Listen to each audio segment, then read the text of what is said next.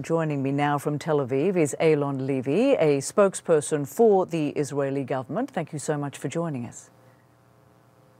Thank you for having me on the show. So now that this deal has been approved by Israel's cabinet, what happens next and when will this happen?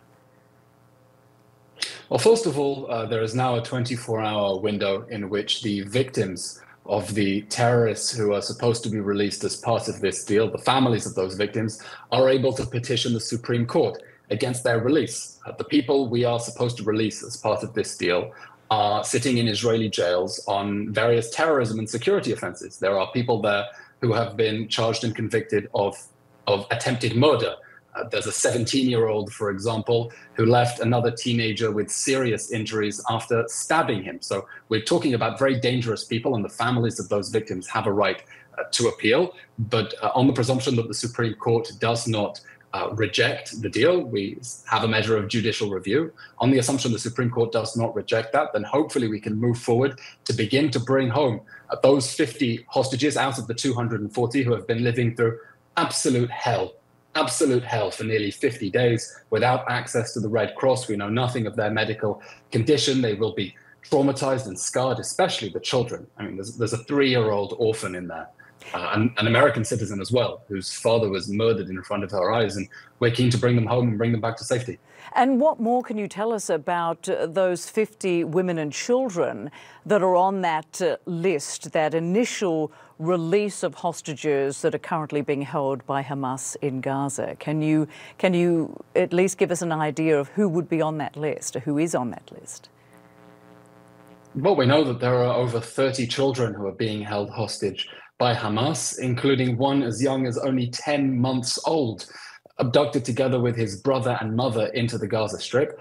We know that they've been held for nearly 50 days by the men who burned, beheaded, tortured, mutilated, and raped these people's families and neighbors in the massacre on October 7th. We know they're being held by dangerous terrorists, and we hope that we can bring all of them back as soon as possible to their families and support them on the very difficult path ahead of helping these people build healthy and normal lives after the unimaginable horror and trauma that they have been facing.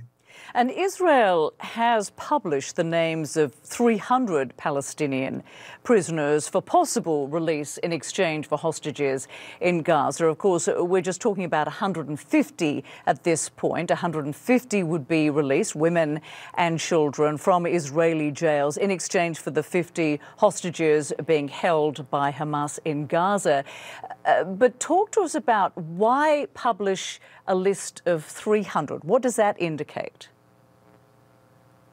That list is public. You can look through it yourself and see the charges that these people and their convictions, many on attempted stabbings, attempted murder, including those who are under 18, including the women. Now, the reason that we have published so many is that as part of this deal, we expect at least 50 hostages to be released over the course of 4 days. The ball will then be in Hamas's court. For every additional day that it wants of a temporary pause, it can release another 10 hostages. We want to bring all of those hostages home. So we've prepared a list so that the ball is in Hamas's court. If it wants more time, it can release more hostages. Otherwise, we will continue, and we will continue at the end of this with our campaign to destroy Hamas. That is the ultimate goal of this war. This war will end with the end of Hamas, because Hamas is telling us it wants to perpetrate another October 7th massacre. On October 7th, it showed us what it is capable of, and we will not go back to a world in which Hamas can perpetrate such atrocities against our people. So we're working to bring back our hostages and to destroy the terror organization that has put them through that trauma. And how confident are you that all the hostages currently being held by Hamas in Gaza will be released, including the men? And we're talking about nearly 240 people here, aren't we?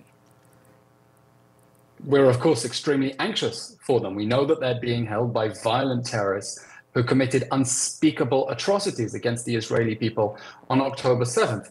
We also know they haven't had access to the Red Cross, so we don't know their medical condition. We know there were people who were abducted into the Gaza Strip after having their limbs blown off in that horrific massacre of October 7th. We don't know what their health situation is like.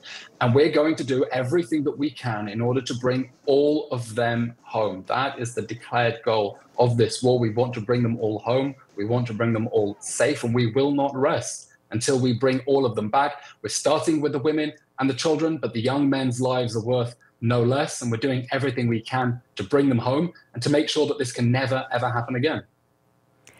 Eylon Levy joining us live from Tel Aviv. Many thanks for joining us. Appreciate it. Thank you.